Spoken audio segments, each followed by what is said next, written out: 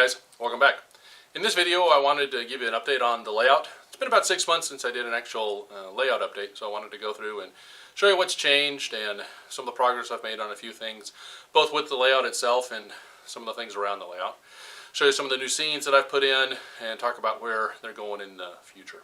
And then also, I wanted to take a little bit of a look back in this video, because as it happens, this video is at the 3-year point of when I started making the layout. Not the 3-year point of when I started making videos, but of when I started making the layout. So I wanted to kind of reflect back and show you where the layout, how it started, where it's been, and then you can see the progress that's been made. So hopefully you'll like that, kind of a little nostalgic look back. And then we'll finish up showing a couple trains going through the new scenes with the layout as it looks today. Alright, so with that, let's go ahead and get started on the update. Okay, starting at Palmer Lake, you can see a new hill that I added as the train goes around and heads into hidden staging. Also added several new trees and bushes along the layout. Most of the deciduous trees that I've added are using Scenic Express's Super Trees technique. You can see one of them here on the outside of the curve. And I find they look really good, and they're pretty easy to make too. Another change on the layout is where the town of Larkspur is going to go. There's no town yet, but I've got the roads in. So you can see the main road that curves underneath the bridge there at Larkspur, the old Santa Fe Bridge, Spruce Mountain Road. And then this parking lot area is actually going to be a gas station that goes there. And then you can see Perry Park Road coming off it, actually heading up into the mountains of Colorado. One thing I was going to point out here is I was looking at doing my striping 2 different ways, one on an angle and one as a curve, and so I did them up each way to look like this to see how they would look. I kind of like the curved one better, but then in going back and looking at the prototype, I found out where Perry Park Road and Spruce Mountain Road hit, the stripes don't touch at all, so I went ahead and took them out and left them like that. And here's just another view. I've got some bushes planted in, kind of hiding the northbound line because it ducks underneath the town of Larkspur. On the prototype line, the northbound line sort of gets away from this road a little bit and tucks down in a little bit of a valley, and so you don't really see it.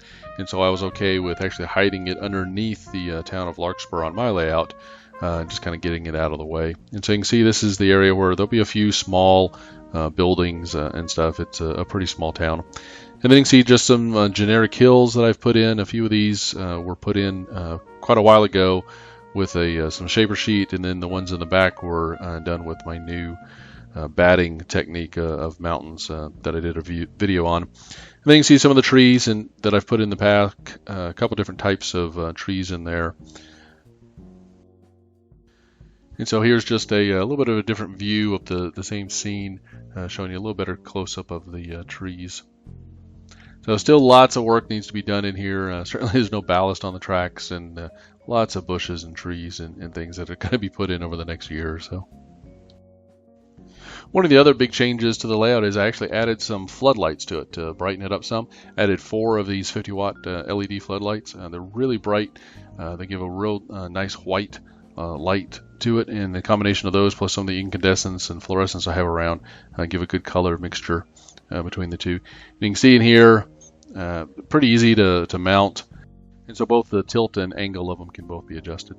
So here you can see the Larkspur Bridge without and with the new light. You can see much brighter, much easier to see the details, and the same thing here at Palmer Lake, both with and without.